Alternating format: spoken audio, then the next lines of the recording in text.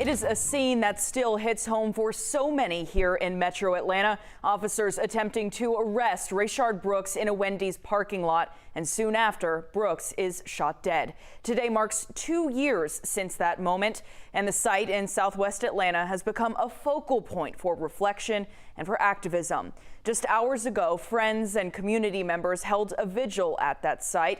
11 Alive's Dawn White was there. She joins us live now in the studio. Dawn, when you were there, did you get the sense that there was a specific message or goal of that vigil today? Well, Savannah, I did, and the message is they're hoping to show their support for Rayshard Brooks' family and friends, a push for his case to be heard in front of a grand jury, and plea for the community to solve their problems in nonviolent ways. His family was not at this vigil, but organizers still wanted to show them they care. Who represents me? We would like to mark the second annual memorial for Rayshard Brooks. Is it justice for all or justice for me?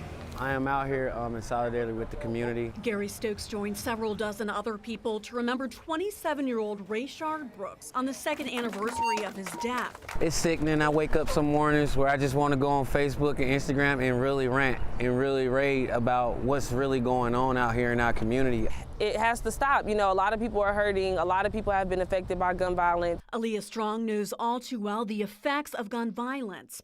Her fiance, Tyshawn Ross, was shot and killed while working as a security guard at Ankar Hookah Bar earlier this year. I'm just tired of all the gun violence from police with each other. You know, we just really need a change. And so I want to be that voice of change. Brooks died in this Southwest Atlanta Wendy's parking lot on June 12, 2020. Investigators say he fell asleep in the Wendy's drive-through lane. Police say Brooks grabbed an officer's taser and ran when police tried to arrest him, and an officer shot Brooks 2 times in the back as he ran away from them, firing the taser. The family want to keep hearing his name. They're very specific, keep saying his name.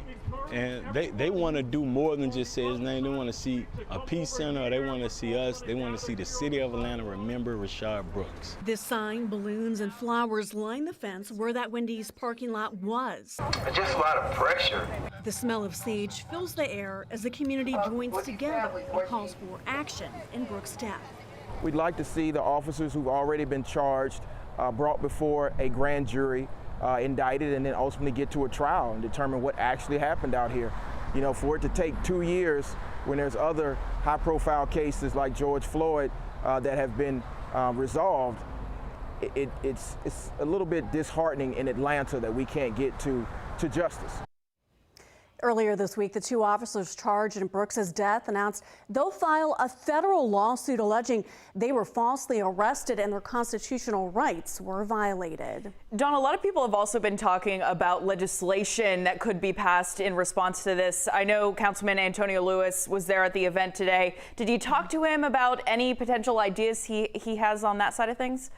I did ask him that question, Savannah, and Councilman Lewis says it is still too early to determine any bills that he will sponsor because he was newly elected. He wants to listen to his constituents, he says.